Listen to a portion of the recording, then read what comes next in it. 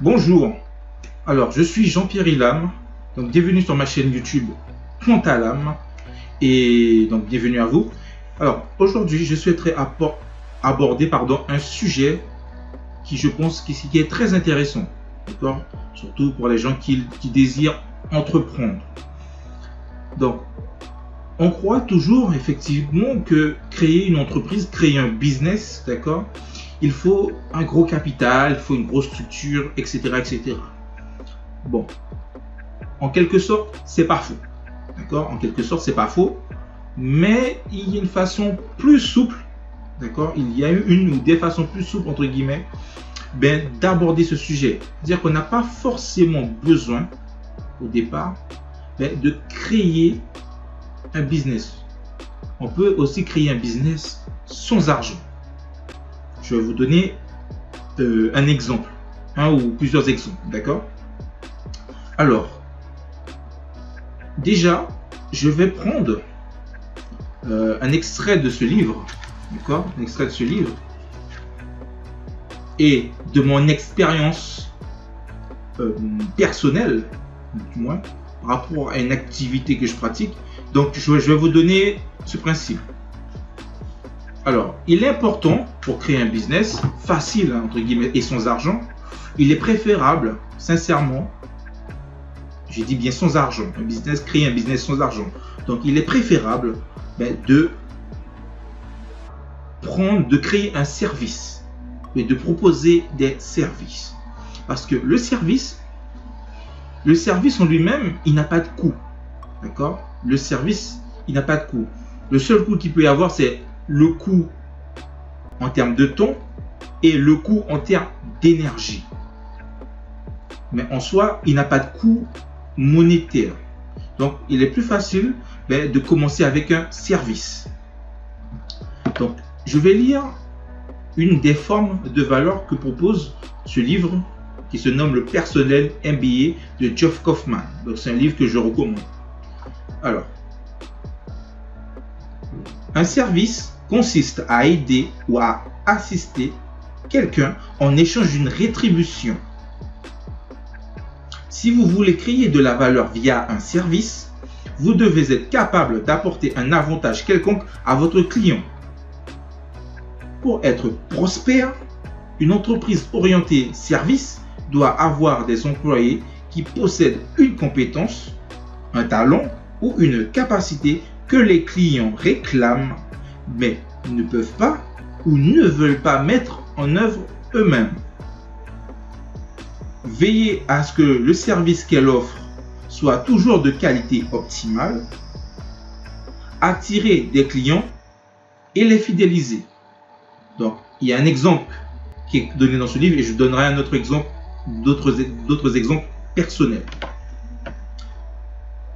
Un salon de coiffure est un bon exemple d'activité de service, effectivement.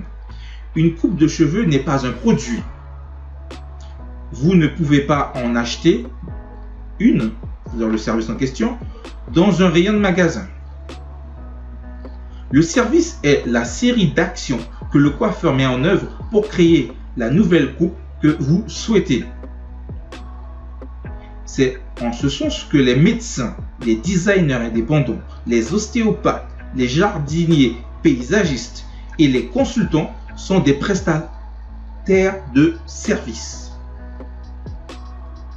Les services peuvent être lucratifs, en particulier si les compétences qu'ils réclament sont rares, difficiles à développer, mais ils sont difficiles à dupliquer aussi. Bref, un service nécessite par le prestataire du temps et de l'énergie, ce que je viens de vous dire. Donc, ça nécessite du temps et de l'énergie. Deux ressources qui, par nature, sont limitées, sont aussi rares et aussi limitées. Un chirurgien ne peut faire que quelques opérations par jour. C'est un exemple. Si vous développez un service, veillez à vous faire suffisamment rémunérer pour le temps que vous consacrez quotidiennement à fournir ce service à vos clients. Sinon, vous allez vite vous apercevoir que vous travaillez trop dur pour une rémunération insuffisante. Donc voilà, donc ça c'est un livre que je vous conseille, il est juste magnifique, quoi. Il est, voilà. C'est une tuerie, comme dit l'expression. Alors, je prends maintenant mon exemple personnel. Comme vous avez vu peut-être en dessous de la vidéo, du moins de la première vidéo, excusez-moi. Donc, je suis formateur et consultant dans le domaine de la comptabilité gestion. Donc, mes capacités entre guillemets intellectuelles, on va dire ça comme ça, donc permet entre guillemets à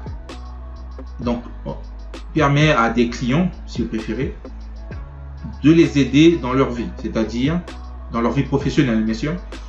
Alors, je peux aider les étudiants qui préparent des concours en comptabilité, ou sinon qui préparent des examens en comptabilité gestion, ou sinon je peux aussi aider des demandeurs d'emploi.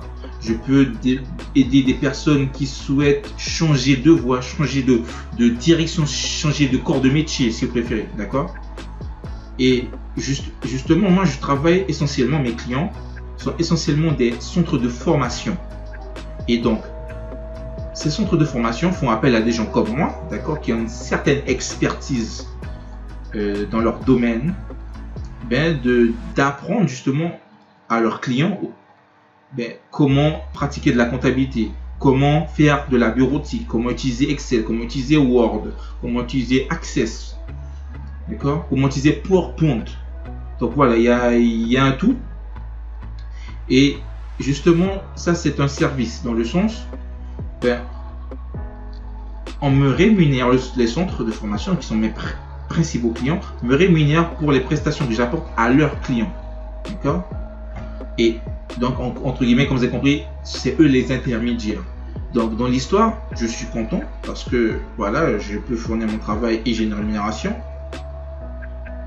Ils sont contents parce que, en fait, par rapport à mes compétences, ça leur permet justement de répondre à un besoin, aux besoins de leurs clients. Donc, ils sont contents également parce qu'ils sont payés aussi pour ça. Et par la même occasion, les apprenants, du moins les élèves, les étudiants, les apprenants, ils sont, entre guillemets, aussi contents. Donc voilà, donc on voit bien que il y a quand même partout, il y a cet esprit gagnant-gagnant. C'est clair que si une personne était, si j'étais perdant, ou si le centre était perdant, ou si l'apprenant était perdant, c'est clair que voilà, ça l'aurait pas fait, ok. Mais tout ça pour vous dire que c'est un service, c'est quelque chose, voilà. Alors, vous allez me dire, la question que vous allez me poser, je pense, c'est ok Jean-Pierre, mais tout le monde ne peut pas être comptabilité, formateur en gestion, etc. Peut-être tout le monde n'a pas tes compétences. Ok, je suis d'accord. Mais ce que vous pouvez faire, si vous n'avez pas de compétences, c'est, si vous n'en avez pas, de vous former. Aujourd'hui, à l'heure actuelle, dans l'ère de l'information, il y a beaucoup de vidéos YouTube, il y a des livres. D'accord ? Vous pouvez développer au fil du temps une expertise. D'accord ? Je vous donne un autre exemple, faire du bénévolat. Vous n'avez pas de compétences. Ok. Vous pouvez faire du bénévolat pendant un certain temps. Bénévolat pour acquérir des compétences. Une fois que vous avez généré assez de compétences, vous pouvez proposer par la suite, d'accord ? Par la suite, vos prestations, votre expertise à des clients, etc. Donc, si vous savez comment faire, je sais pas moi, faire de la comptabilité, imaginons, je donne un exemple, vous avez fait du bénévolat ou un stage, du moins, dans un service de comptabilité, vous avez appris certaines choses.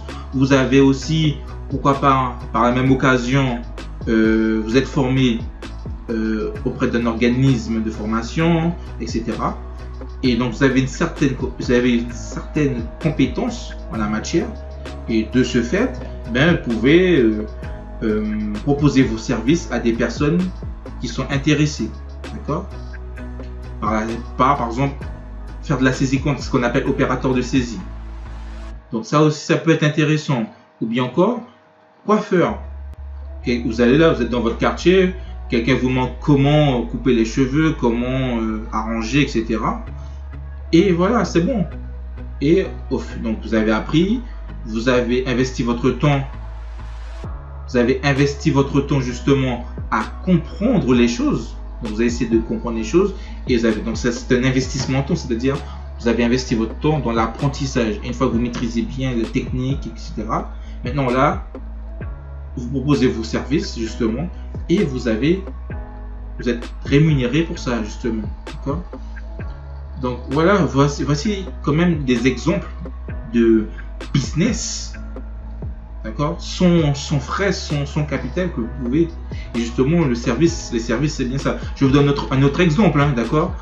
Vous savez, par exemple, vous avez un petit budget, 100 euros. Tout le monde peut avoir 50 euros, 100 euros. Vous pouvez demander à quelqu'un en passant, votre maman, votre papa. Et vous avez des vidéos YouTube. Comment, je sais pas, faire un gâteau au chocolat. D'accord? Et pendant certaines, il y a des périodes où les gens, voilà, peuvent acheter facilement du gâteau au chocolat. Alors, vous regardez sur YouTube comment faire vos gâteaux au chocolat, vous entraînez, vous investissez en vous-même, etc. Sinon, vous apprenez avec quelqu'un comment faire un gâteau. Et par la suite, quand vous devenez assez bon, justement, que vous faites goûter vos gâteaux et les gens apprécient, ce que vous pouvez faire maintenant, c'est de faire des gâteaux pour pouvoir les vendre. D'accord? Exemple, voilà, tas d'exemples, mais simple. Hein. Donc voilà, je vous donne pas de méthode extraordinaire, c'est des choses assez basiques, simples à mettre en place. Comme ça, vous pouvez générer du cash pour faire autre chose. D'accord? C'est-à-dire avoir des activités à cash, entre guillemets, des petits business qui vont vous permettre de générer de l'argent pour pouvoir soit investir des choses comme l'immobilier, la bourse, qu'importe, d'accord, dans d'autres systèmes d'entreprise, soit développer des choses, d'accord, développer un logiciel par exemple, donc je dis ça, d'accord, ou vous pouvez faire aussi, du consulting, c'est-à-dire vous avez comme une certaine expertise, ce que je fais, entre guillemets, ce que je propose, comme si vous avez une expertise en mathématiques, vous pouvez monétiser, d'accord, vos connaissances en échange d'une rémunération. Donc ça peut se faire entre particuliers, ou vous pouvez aussi le faire dans le cadre, je sais pas, dans un centre de formation, d'accord, si vous en avez les capacités. Donc voilà. Donc je vous dis, si vous voulez créer un business, donc formez-vous si vous n'avez pas de compétences, d'accord. Formez-vous dans un domaine qui vous plaît déjà, et ensuite c'est un investissement en temps. Et une fois que ça c'est fait, vous aurez par la suite de l'argent parce que vous allez proposer vos services, etc. Et vous serez entre guillemets rémunéré. Et par la suite, utilisez cet argent pour créer des petits business, etc. au fur et à mesure, petit à petit. D'accord? Donc voilà. Donc bon, là on a dépassé un petit peu. Donc je trouve que c'est quand même un sujet très intéressant. Et voilà. Donc je vous souhaite une très bonne journée. Et je vous dis à bientôt sur ma chaîne YouTube. Allez, ciao.